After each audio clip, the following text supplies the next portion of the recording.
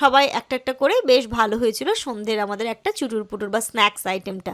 তারপর চলে এসেছিল চা। উফ, মাটির ভাঁড়ে শীতের সন্ধ্যে চায়ের চুমুক দিতে কার না ভালো লাগে। শীতের সন্ধ্যেই এমনটা করতে কার না ভালো লাগে। হঠাৎ করে একদম সাডেন প্ল্যান করেই চলে গেছিলাম আমরা বাড়ির পাশের একটা ছোট্ট ক্যাফেতে, এখানে চা খেতে। শীতের সন্ধ্যায় একটু ঠান্ডায় কাঁপতে কাঁপতে চা খাবো। আর দেখতেই পাচ্ছ ইনুর খুব প্রিয় মানুষগুলো, ইনুর বড় পাপা, তারপরে আন্টি, আর এখানে ছিল দিদি।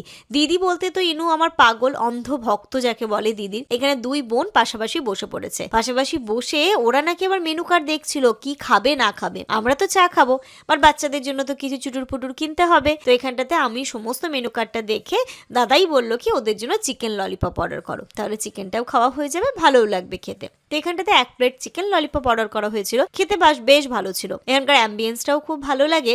বসে একদম ঠান্ডায় কাঁপতে কাঁপতে জড়সড় হয়ে 1 কাপ চায়ের চুমুক মারবো, উফ কি না ভালো লাগে শীতের সন্ধ্যেতে। এখানটাতে ইনুকে আমি খাইয়ে দিচ্ছিলাম, তারপর ও ঠিক পোষালো না ব্যাপারটা, বললো মামা দাও আমি খাচ্ছি। একদম লেগ পিসটাকে হাতে করে নিয়ে একটু একটু করে ও খেতে শুরু করলো। এখানে দিদিও নিয়ে নিয়েছে দিদির প্লেটে, দিদিও খাচ্ছে। মানে দিদি যা করবে বুনুকেও কিন্তু তাই করতে হবে, পুরো দিদিকে কপি করে।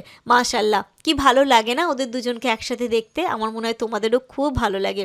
অনেক কিছু শিখতে পেরেছে গো ইনু দিদির কাছ থেকে। খুব ভালোবাসে দিদিকে, মানে দিদি বলতেও একদম পাগল দিদির জন্যে। এখানে দেখো কি সুন্দর করে লেগ পিসটা হাতে ধরে রেখেছে, ধরে আবার একটু একটু করে খাচ্ছে। মাশাল্লাহ, ওদেরকে দেখেই মনটা ভরে যায়। ওদের আনন্দেই আনন্দ, ওদের খুশিতেই খুশি। তো এখানে অনেকটা যেহেতু ছিল আমরা সবাই একটা একটা করে নিলাম। সবাই একটা একটা করে বেশ ভালো হয়েছিল সন্ধ্যের আমাদের একটা চুটুর পুটুর বা স্ন্যাক্স আইটেমটা। তারপর চলে এসেছিল চা। উফ, মাটির ভাঁড়ে শীতের সন্ধ্যে চায়ের চুমুক দিতে কার না ভালো লাগে।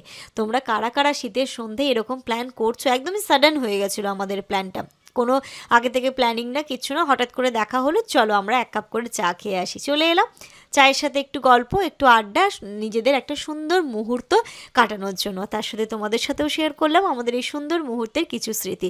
কেমন লাগলো তোমাদের অবশ্যই জানিও। তারপরে আমরা এখান থেকে বেরিয়ে সোজা চলে গেছিলাম বাড়িতে।